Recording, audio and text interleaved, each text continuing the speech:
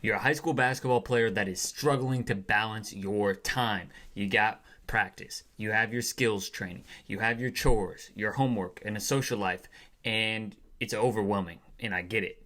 And in this video, I'm going to break down 4 simple strategies that I guarantee if you follow them to a T, you will be a significantly better time manager, and you're going to be able to do what you want at a high level. So let's dive in.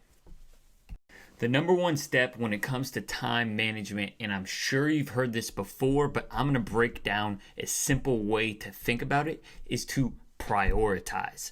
Now, how do we make sure that we have priorities? And I'm sure you've heard it before, but you really have to ask yourself, I'm going to ask you to pause this video here in a second. What is most important to you, and what do you have to do? Now, let me give an example before we pause the video. Now, what is most important to you may be basketball, but what do you have to do? You have to do your homework and your chores to make sure that you can be eligible not only to play basketball now, but also to get into a college if that's something that you want to do. So the question I want you to answer now is, it's about number one, what's most important to you and what you need to do, and what's the urgency of it. And so urgency, let's take a look at our test. Now, if we have a test that is on Tuesday and the day is Sunday, it is urgent that you study for that test. Now, if that test is in 2 weeks, it may be less of a priority because it's further away. However, we still want to make sure that it's somewhat of a priority. It just may be a little bit lower. So I want you to go and list out everything you have to do, right? That is a priority. You have to show up. Now, next, everything you don't have to do, but that's a priority and that's urgent. Okay, so that's the test you have coming up. That's your Spanish homework that's coming up. Whatever is coming up that is due, that's a priority. That's urgent. You need to write down that is a priority. And then we have last, number 3 is what matters most to you. So the skills training. And then we have to go into what skill is going to get me more playing time. That is going to be the best way that you can prioritize. So I want you to pause this video and write down 3 priorities for you that you are going to do this week that is urgent, that you want to do, and that needs to be done.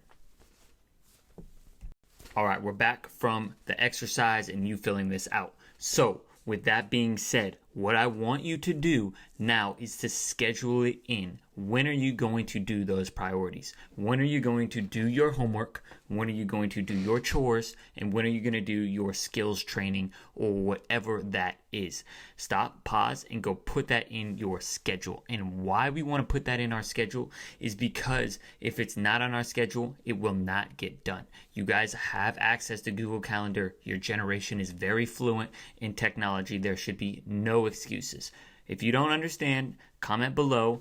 I can show you a video of how to use Google Calendar, but go put it in. I'm going to do my homework at 7 p.m. after practice on Tuesday. I'm going to study for the test at 8 on Wednesday. All right? Put it into your schedule now. Pause. Now, tip number 3, because we have number 1, we chose what is most important to us.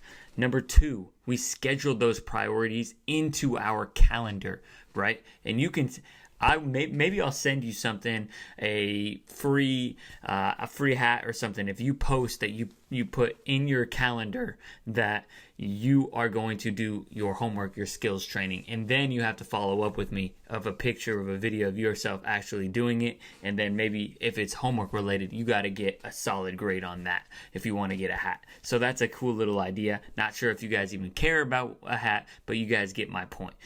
Next, we want to, number 3, create habits. All right, so habits are really, and again, not a new concept, but I want to introduce something that is a way for you to kind of think about habits. So if I'm building a habit, right, and I want to, let's say I want to start getting in the habit of doing my homework every single time when I come home after school or I come home after practice. Now I want to create what is a trigger. And so I'm going to use brushing your teeth as an example. I really hope you brush your teeth before you go to bed. So when you get ready for bed, that is a trigger, right, for yourself to brush your teeth. Now we need to create a trigger for some of these priorities, especially the things that are most important to you. Now, great habits, great people, great leaders, great basketball players, they have great habits. And now what are the habits of those great basketball players? I can make a video on that, and maybe that's a great idea. But let's say we watch film, we do our skills training, we make sure we do our recovery, our mobility, we do an excellent job in class. All right, we sit in the front row. So those are certain habits. So every time, right, if I want to start being a better student, I want to sit in the front of the class. Now, what I can do is every time I enter a classroom, boom, I'm sitting in the front row, unless the teacher has a seating chart. I get it, that happens sometimes. But we want to create a trigger. So a trigger, if you want to work on your skills training, and I'm going to get to a really important point next, which I argue is the most important point, is you have to, let's say I want to, stop scrolling. All right, so my trigger, maybe if I want to do some skills training, I want to go outside and shoot. Maybe it's I have a sound, right? And if we create a sound that's like a bell, right? A bell, we all understand what that's like in school. We create our own little bell, whatever sound. It could be a cow mooing, it doesn't matter. That sound then triggers. After you hear that sound, you play that sound for yourself, you then go and do your shooting skill work or whatever that is that you want to prioritize.